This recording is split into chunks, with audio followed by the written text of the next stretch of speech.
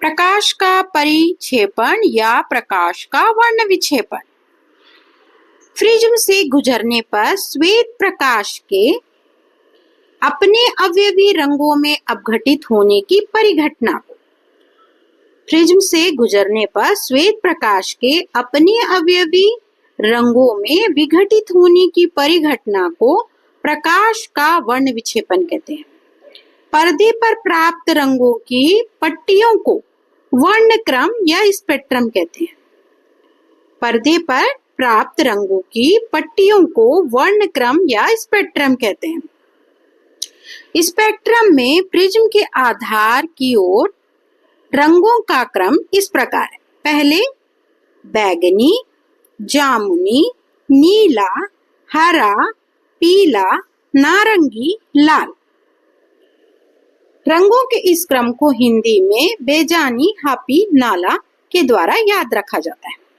श्वेत प्रकाश के वर्ण विक्षेपण पर न्यूटन का प्रयोग। श्वेत प्रकाश के वर्ण विक्षेपण पर न्यूटन का प्रयोग।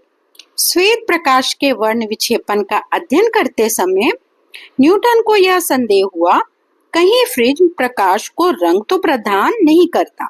इस संदेह को दूर करने के लिए उन्होंने एक ही पदार्थ के बने समकोण वाले दो समरूप प्रिज्मों को साथ लेकर उन पर प्रयोग किया।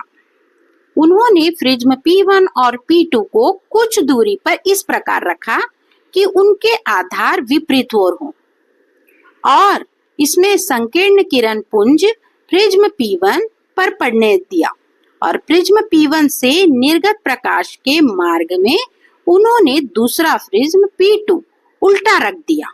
उन्होंने पाया कि प्रिज्म P2 के दूसरी ओर रखे पर्दे पर प्रकाश का श्वेत धब्बा दिखाई देता है। निष्कर्ष। इस प्रयोग के आधार पर उन्होंने निष्कर्ष निकाला प्रिज्म श्वेत प्रकाश को रंग प्रदान नहीं करता, अपितु श्वेत प्रकाश ही 7 रंगों में निर्मित होता है। वर्ण विक्षेपण का कारण। वर्ण विक्षेपण का कारण विभिन्न रंगों के लिए प्रिज्म के पदार्थ का अपवर्तनांक भिन्न भिन्न होना है। बैंगनी रंग का विचलन सर्वाधिक और लाल रंग का विचलन न्यूनतम होता है। विचलन सूत्र डेल इज इक्वल टू कोष्टक में म्यू -1 कोष्टक बंद इंटू ए